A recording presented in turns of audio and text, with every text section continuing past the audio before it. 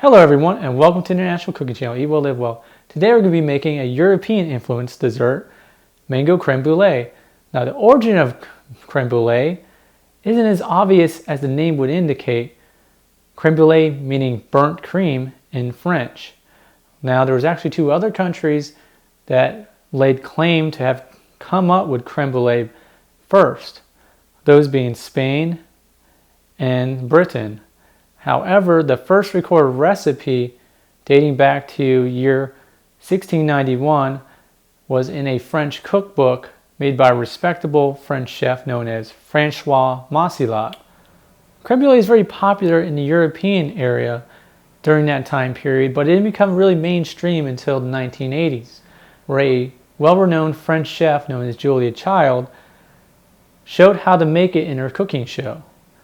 Once she showed how to make it, then it became more mainstream everywhere else, including here in America.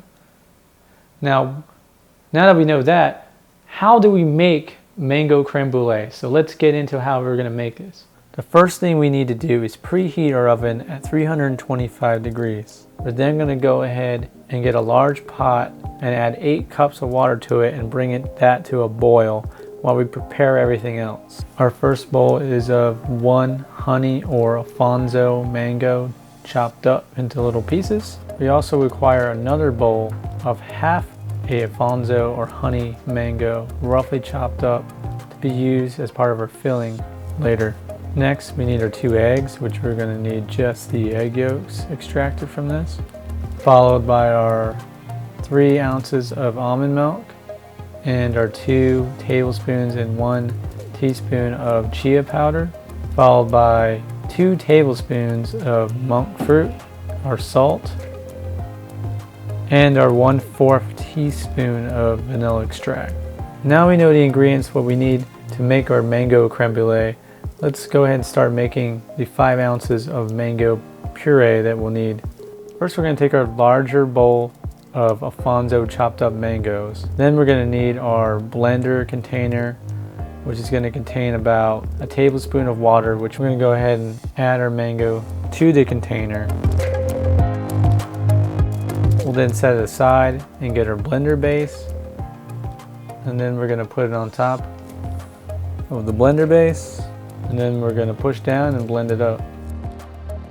We're going to go ahead and double blend to make sure that all the chunks have been smoothed out into a very smooth texture.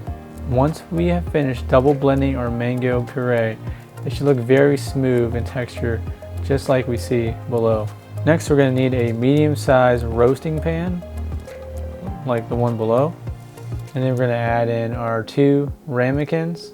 Then we're going to go ahead and take our smaller bowl of Alfonso mangoes that we chopped up earlier and add them very carefully to each one of the ramekins below. When we're done adding all the mangoes, it should look similar to what we see below, like this. Now that we're done prepping the mangoes and ramekins, we're going to go ahead and set that aside for later. Next, we need a medium-sized bowl. Next, we're going to add our 5 ounces of mango puree to the bowl, followed by our 3 ounces of almond milk.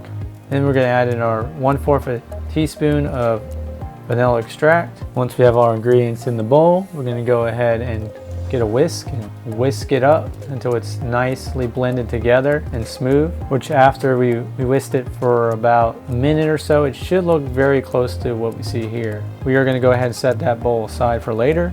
Next, we're going to need another medium-sized bowl. Then we're going to add our 2 egg yolks, followed by our 2 tablespoons of monk fruit, then our 2 tablespoons and 1 teaspoon of chia powder, followed by 2 pinches of salt.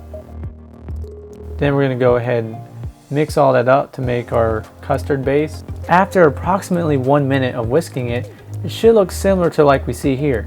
And this is what we want it to be like.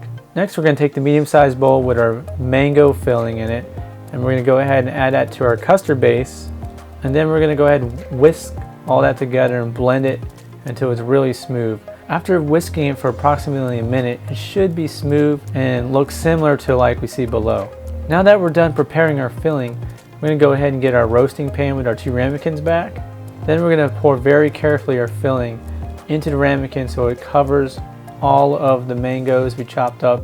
Once we're done filling up the ramekins, it should look like this. Now that our ramekins are completely prepared, now is the time for us to add in our 8 cups of boiling water to the roasting pan.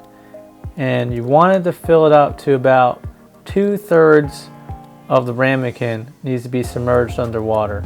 We're going to go ahead and bake that for 325 degrees in the oven for approximately 45 minutes. After 45 minutes, now we're going to need to let it cool down for about 20 minutes until the ramekins are cool enough to touch and be removed from the roasting pan, in which case we're then going to put it in the refrigerator for approximately 3 to 4 hours. Once our creme brulee has been cooled down in the refrigerator, we're going to go ahead and take it out.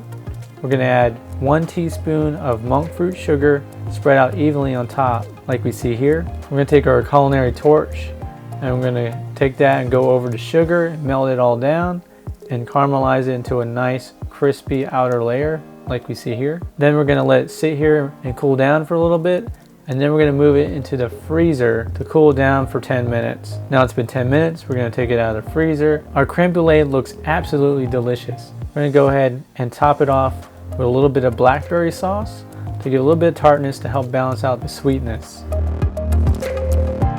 Now the moment of truth. We're going to go ahead and dig in and take a bite, get a little bit of the blackberry sauce. Delicious.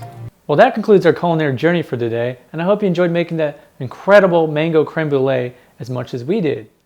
If you end up making the dish and enjoy it, hit the like and subscribe button along with hitting the bell button after subscription to receive up-to-date notifications of when we will upload new cooking videos, which will be generally once a week.